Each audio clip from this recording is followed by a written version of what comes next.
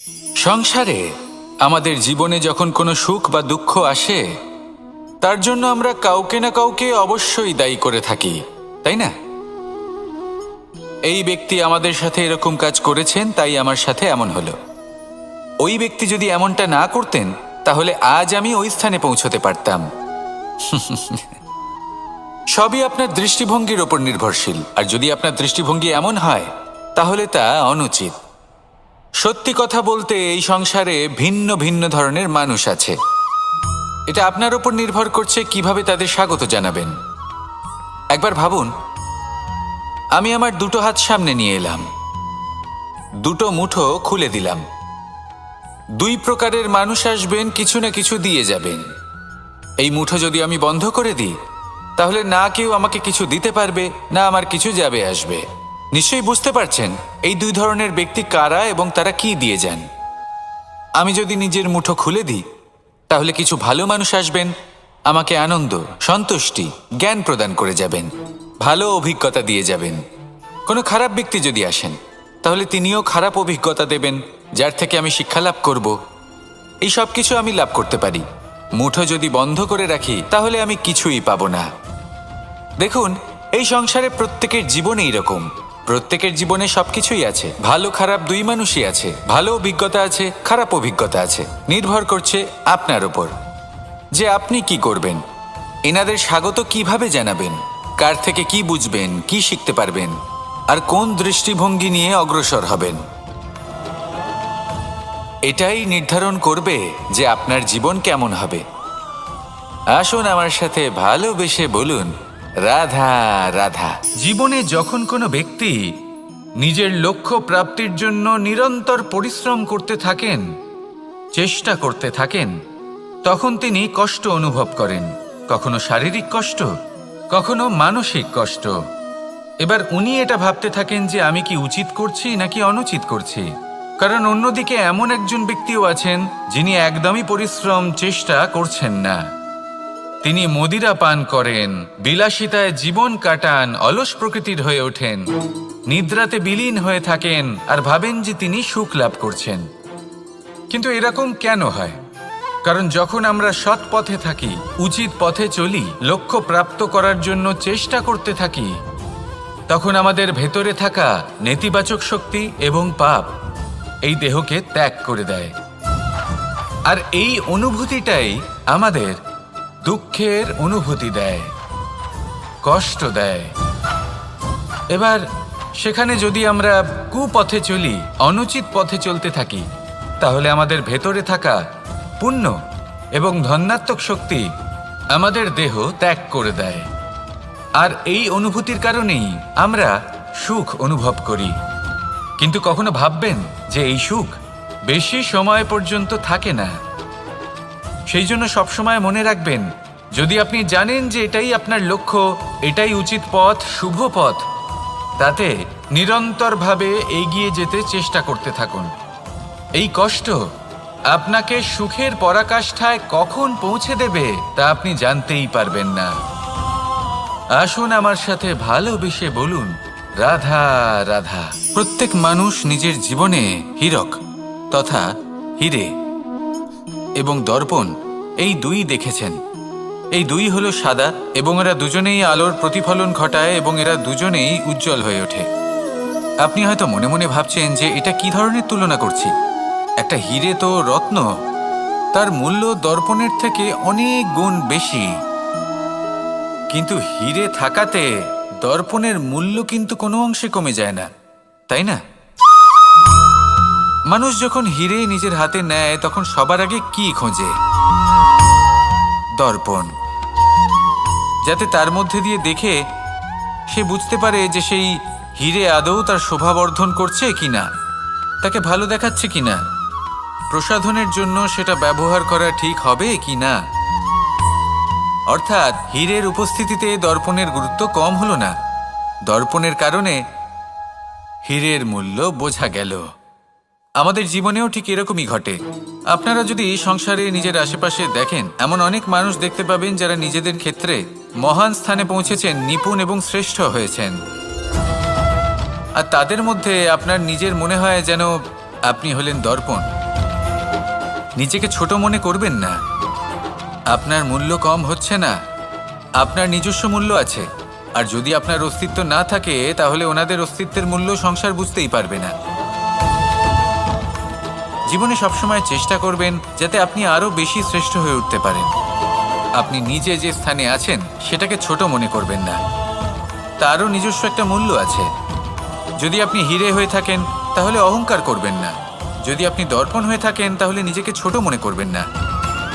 আসুন আর আমার সাথে ভালোবেসে বলুন, রাধা রাধা। মানুষ জন্মগ্রহণ করে, তার সাথে ভয়েরও জন্ম হয়। ছোটবেলা থেকেই আমাদের মনে কোনো না কোনো প্রকারের ভয় থেকেই যায়। কেউ এই বিষয়ে ভয় পায় যে তার কোনো বস্তু তার থেকে দূরে চলে যাবে। কেউ এই বিষয়ে ভয় পায় যে আমি নিজেকে হারিয়ে ফেলব। কেউ এই ভেবে ভয় পায় যে আমার প্রিয়জনেরা তারা যেন আমার থেকে দূরে না চলে যায়। কেউ এই ভেবে ভয় পায় যে আমরা যেন পথ না হারিয়ে ফেলি, আদি ইত্যাদি। কিন্তু সত্যি কথা বলতে ভেবে দেখুন, এই ভয় বাস্তবে কি? শুধুই একটা মনস্থিতি, আর কিছুই নয়।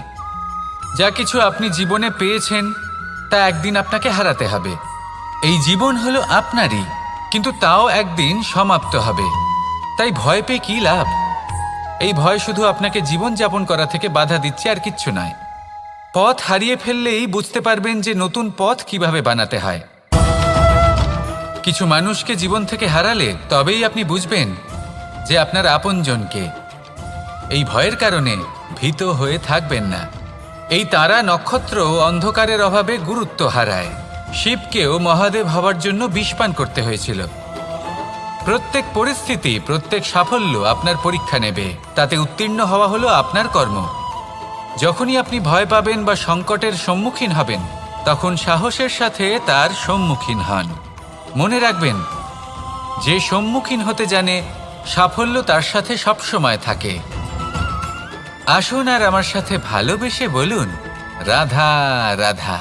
এই সংসারে সব থেকে বেশি কোমল বস্তু হলো রেশম। এই রেশম এতটাই কোমল হয় যে এর পুরো একটা থান শুধুমাত্র একটা হাতে ধরা সম্ভব। কখনো ভেবে দেখেছেন এই রেশম কিভাবে হয়? একটি কীট তার লালার দ্বারা উৎপন্ন হয়। এই কীট সেই রেশমকে পাক দিতে থাকে, পাক দিতেই থাকে, আর আস্তে আস্তে তার মধ্যেই জড়িয়ে পড়ে। শেষে ওর এই সুন্দর অমূল্য সৃষ্টি রেশমের এই সুতো, তার নির্মাণ কার্য পূর্ণ হয়। কিন্তু তাতেই ও নিজে বন্দী হয়ে যায়। নিজেরই মায়াজালের এই বন্দী গৃহে নিজেই ফেঁসে যায়। এবার এই সুতোকে ব্যবহারযোগ্য করে তোলার জন্য এই কীটগুলিকে এই কবচের সাথেই ফুটন্ত জলে ফেলে দেওয়া হয়। এই সংসারে যদি আমাদের স্বপ্ন এই সংসারের দুঃখ হরণ করার জন্য, এই সংসারে সুখ বিতরণ করার জন্য হয়, তবেই আমাদের প্রগতি সম্ভব। যদি আমাদের এই স্বপ্ন শুধুই আমাদের এবং আমাদের স্বার্থ সিদ্ধির জন্য হয়, তাহলে এই স্বপ্ন আমাদের অন্ধ করে দেবে, আমাদের অন্ধকারের পথে নিয়ে যাবে, আর আমরাও সেই কীটের মতো হয়ে যাব। নিজেদেরই মায়াজালে আমরা নিজেই ফেঁসে যাব, আর শেষে আমরা যদি কিছু লাভ করি তা হবে একাকিত্ব, অন্ধকারময় মৃত্যু। তাই স্বপ্ন অবশ্যই দেখুন, কিন্তু এমনভাবে স্বপ্ন দেখবেন না যে তার এই বন্দিগৃহে আপনি নিজেই ফেঁসে গেলেন। স্বপ্ন দেখুন পরোপকারের, পরমার্থের, সবাইকে উদ্ধারের, অন্ধকারের নয়। তবেই কল্যাণ হবে, আর তবেই এই হৃদয় প্রসন্ন হয়ে বলবে, রাধা রাধা। মানুষ যখন এই সংসারে প্রবেশ করে, অর্থাৎ জন্মগ্রহণ করে, তখন নিশ্চিন্তে থাকে, আনন্দে থাকে।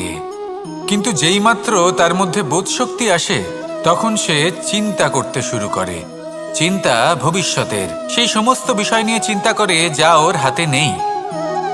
তারপর বড় হয়, বিবাহ সম্পন্ন হয়, গৃহস্থ জীবন যাপন করে, তারপর আবার চিন্তায় মগ্ন হয়ে যায়। ভাবে, এই যে আমার পরিবার, আমি কি ঠিকমতো তার খেয়াল রাখতে পারছি? কাল যখন আমি এই সংসার থেকে চলে যাব, তখন আমার এই পরিবারের দেখাশোনা কে করবে? শেষ পর্যন্ত এই পরিবার তো আমারই উত্তরদায়িত্ব। যাক, আপনাকে একটা প্রশ্ন করি। এই সংসারে আসার পূর্বে আপনি কি এই প্রশ্ন করেছিলেন, এটা ভেবেছিলেন যে আমাকে ছাড়া এই সংসার কিভাবে চলবে? করেননি, তাই তো?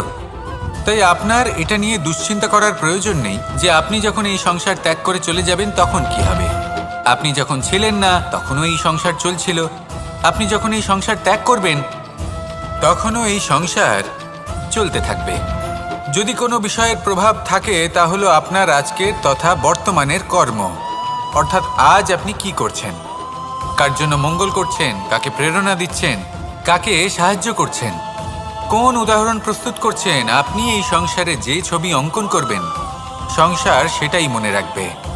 তাহলে শুধু সৎকর্ম করুন, মঙ্গল করতে থাকুন, আর আমার সাথে ভালোবেসে বলুন রাধা রাধা। একবার একটা শেয়াল বনে বিচরণ করছিল। ও একটা ছোট্ট শাবক দেখতে পেল। ও ভাবল, আজ একেই আমি খাবার হিসেবে গ্রহণ করব। আশেপাশে দেখলেও কেউ দেখছে না তো, কেউ ছিল না, আর সেই শাবকের ওপর আক্রমণ করল, যা হলো একটা ঘোর অপরাধ। বনের নিয়ম অনুসারে আপনি কখনোই শাবকের ওপর আক্রমণ করতে পারেন না। তারপর এই খবরটা যখন রাজা সিংহ জানতে পারলেন, সভার আয়োজন করলেন। কিন্তু সেখানে শেয়াল বলল, আমি তো এরকম কিছু করিনি। কিন্তু যদি আপনি এরকম বলেন, কোনো প্রমাণ দিন, এর কোনো সাক্ষী আছে? তখন রাজা সিংহ পেঁচাকে ডেকে পাঠালেন, যে সেই মুহূর্তে বৃক্ষের শাখার ওপর বসেছিল, সে সব কিছু দেখেছিল। পেঁচা সব সত্যি কথা বলল, আর শেয়ালকে মৃত্যুদণ্ড দেয়া হলো। এবার এই কাহিনী আমি আপনাকে কেন শোনালাম? কারণ মানুষও কখনো কখনো এরকম কর্ম করেন যা শিয়াল করেছে। এটা ভাবেন কেউ দেখছে না, যখন আমি অনুচিত কর্ম করতেই পারি। কিন্তু না, আপনি যাই করুন না কেন, কেউ না কেউ অবশ্যই তা দেখছে। কোনো ব্যক্তি না হলেও কোনো প্রাণী, না হলে কোনো যক্ষ বা দেব বা প্রেত। যদি এনারা কেউ না দেখেন, তাহলে ধরিত্রী মাতা দেখেন, যেখানে দাঁড়িয়ে আপনি সেই কর্ম করছেন, তাই না? তাই একটা কথা সবসময় মনে রাখবেন, কে দেখছেন কে দেখছেন না সেই বিষয়ে ভাবা ছেড়ে দিন। এটা খুব সহজ কথা। আপনি যদি উচিত কর্ম করেন, উচিত ফল পাবেন। যদি অনুচিত কর্ম করেন, তাহলে আপনি অনুচিত ফল অবশ্যই পাবেন। সেই জন্য উচিত পথে চলতে থাকুন, উচিত কর্ম করতে থাকুন, আর আমার সাথে ভালোবেসে বলুন রাধা রাধা। সুখ, দুঃখ এবং শক্তি, এই তিন হলো এই সংসারের ত্রিদেবের মতো। আমাদের জীবনে যা কিছু ঘটছে এই তিনটির ভিত্তির উপরেই হচ্ছে। আসলে এই সংসারের একটা নিয়ম আছে, যখনই আপনি কিছু লাভ করেন, এই সংসার আপনার পরীক্ষা নেয়। এটা জানার জন্য আপনার পরীক্ষা নেয় যে আপনি যা কিছুই লাভ করেছেন, আপনি কি আদৌ সেটার যোগ্য কি না। ঠিক সেইভাবেই এই সুখ, দুঃখ এবং শক্তি আপনার পরীক্ষা নিয়ে থাকে। যখন সুখ আসে, তখন সে আপনার পরীক্ষা নেয় যে আপনার মধ্যে অহংবোধ জাগ্রত হয়নি তো। যদি অহংবোধ চলে আসে, তাহলে সুখ সেখানেই সঙ্গ ত্যাগ করে।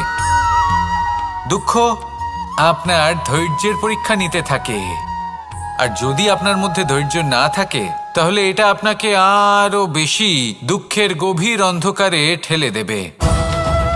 সেখানে শক্তি পরীক্ষা নেয় আপনার বিনম্রতার। যদি আপনি বিনম্র না হন, তাহলে হয় এই শক্তি আপনার সঙ্গ ত্যাগ করবে, নয় এই শক্তি বিনম্রতার অভাবে আপনার পতনের কারণ হতে পারে। এই সংসারে যে কোনো ব্যক্তি যিনি এই পরীক্ষায় উত্তীর্ণ হয়ে থাকেন, এই জীবনে তিনি সাফল্য লাভ করেন।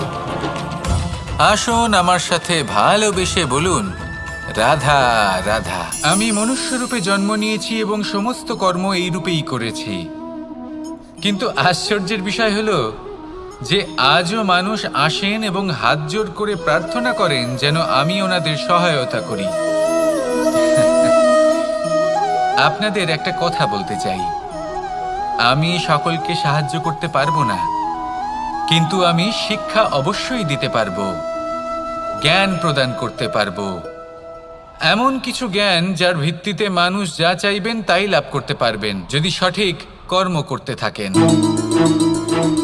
যখন কংসের অসুররা গোকুলে ধ্বংসলীলা চালাচ্ছিলেন তখন আমি কারোর থেকে সাহায্য চাইনি। আমি দাঁড়িয়েছিলাম এবং আমি তার বিরোধিতা করেছিলাম। সবাই বলেন যে আমি ছোট্ট একটা আঙুলে গোবর্ধন পর্বত তুলেছিলাম, কিন্তু আমি কি ওখানে একা ছিলাম? কখনোই নয়। আমার সাথে অসংখ্য গোকুলবাসী, অসংখ্য বর্ষণাবাসী ছিলেন, নিজের হাতে একটা লাঠি নিয়ে।